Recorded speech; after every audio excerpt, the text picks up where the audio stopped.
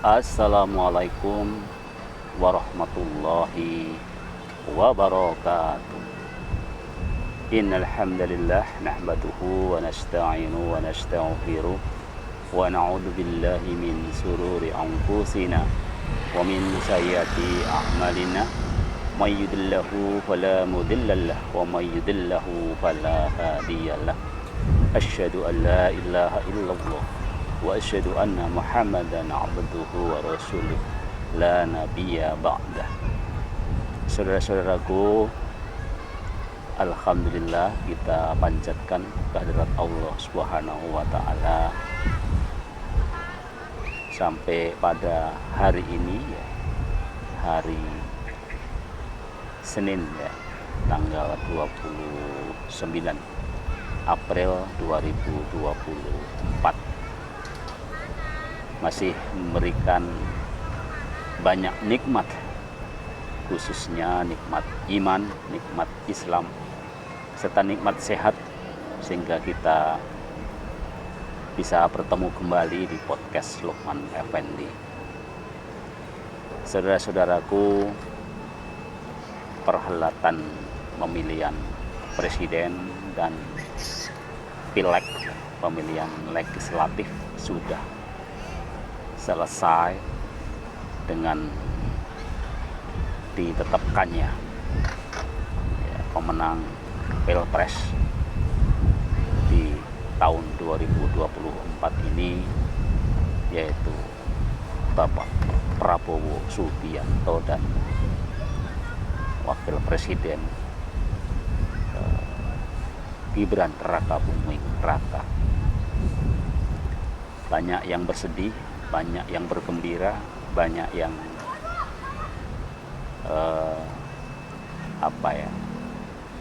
terluka gitu ya.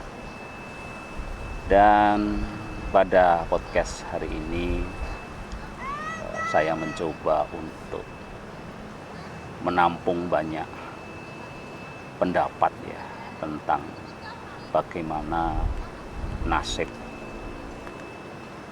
Anies Baswedan pasca kekalahannya di dalam pemilihan presiden 2024. Banyak kalangan mengatakan kasihan Anies gitu, karena hari-hari ini mulai ditinggalkan oleh para pendukungnya, terutama dari partai politik. Pertama dari Partai Nasdem yang merupakan penggagas awal tentang pencalonan Anies Baswedan, namun juga yang pertama kali secara nyata meninggalkan Anies Baswedan dalam kekalahan pemilihan presiden ini. Yang kedua dari Partai Kebangkitan Bangsa ya, walaupun di beberapa kali wawancara dengan ketua umumnya Cak Imin yang juga calon wakil presiden mendampingi Bapak Anies Baswedan, nampaknya juga akan segera merapat ya, ke kubu pemenang. Dan yang hari ini banyak orang melihatnya ada di persimpangan jalan ya, adalah dari Partai Keadilan Sejahtera yang masih ragu-ragu mau kemana ya, apakah mau bergabung di partai pemenang presiden pemenang, atau tetap menjadi oposisi, memperpanjang posisi oposisinya 5 tahun yang akan datang ya. Berbagai teori, berbagai pendapat tadi saya kira cukup rasional ya, setidak-tidaknya dari track record ya, dari Partai Nasdem, ya, Partai Kebangkitan Bangsa, dan juga tentu Partai Keadilan Sejahtera. Nah, banyak kalangan yang kemudian mencoba memprediksi ataupun juga menyarankan ya untuk kemana Anies Baswedan ya, sebagai pribadi yang tidak terikat pada satu partai politik manapun akan kemana gitu ya. Apakah juga akan menjadi salah satu menteri dari kabinet Prabowo Subianto seandainya ditawarin juga, dan apakah mau juga kalau ditawarin. Banyak juga yang mengharapkan atau berharap untuk kembali lagi memimpin Gubernur DKI ya.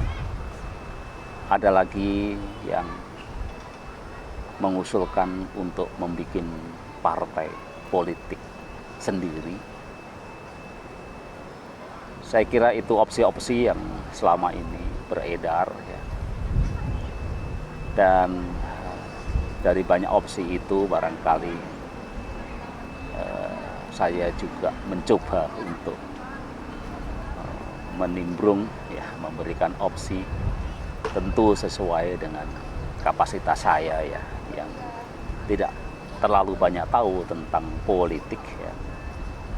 Namun demikian, kalau kita mencoba untuk melihat pragmatisme masyarakat, saya kira alangkah lebih indahnya, alangkah lebih baiknya Anies Baswedan ini tetap di posisi oposisi ya, terhadap kekuasaan. Bukan apa-apa ya, karena ini memang jalan yang tidak enak ya. Semua orang mengatakan di oposisi ini adalah jalan yang tidak enak. Tetapi negara saat ini sangat membutuhkan itu. Begitu banyak orang memang sedang dirasukin pemikiran-pemikiran yang sangat pragmatis, bahkan di tingkat yang paling tinggi ya, sampai di tingkat yang paling bawah ya. Jadi sepertinya kalangan idealis, kalangan yang mencoba terus meluruskan arah perjalanan bangsa ini justru semakin terpinggirkan ya. Jadi mau jadi apa saja, tapi yang paling penting adalah tetap di barisan oposisi yang mengoreksi ya, banyak ketidaklurusan, ketidakbenaran, jalan-jalan bengkok yang sudah terlalu banyak ya. Bahkan kalau boleh berharap sebenarnya di PKB ya, PKS terutama ya, tetap di jalan oposisi ya. Tentu tidak enak ya, karena memang dalam konteks pragmatisme yang hari-hari ini begitu banyak dianut oleh banyak kalangan, tentu memilih menjadi orang yang pragmatis itu adalah sesuatu yang paling gampang, paling mudah, menyenangkan. Tetapi harus kita lihat ke depan bahwa kesenangan-kesenangan pragmatisme ini tidak akan bertahan lama. Bahkan kalau boleh dibilang tanda-tanda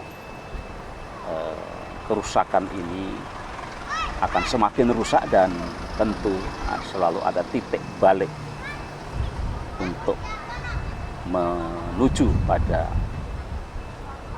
tanda-tanda yang lebih baik. Barangkali ujian, cobaan masih akan diberikan Allah Subhanahu wa Ta'ala kepada kita semua. Namun demikian,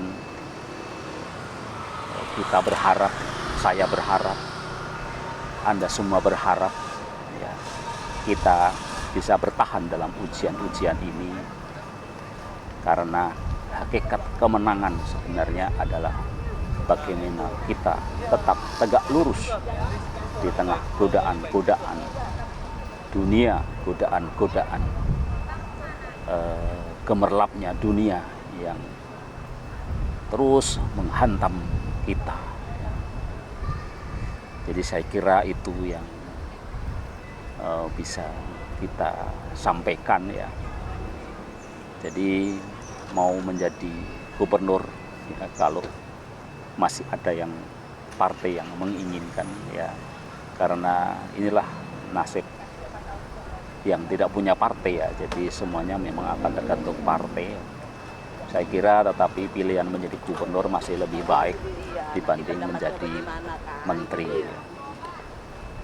ataupun karena ini anak juga menjadi atau mendirikan partai politik sendiri, ya. Karena mendirikan partai politik tentu bukan persoalan yang mudah, ya, lagi-lagi perlu dukungan finansial yang cukup, walaupun sudah mempunyai modal sosial yang cukup tinggi.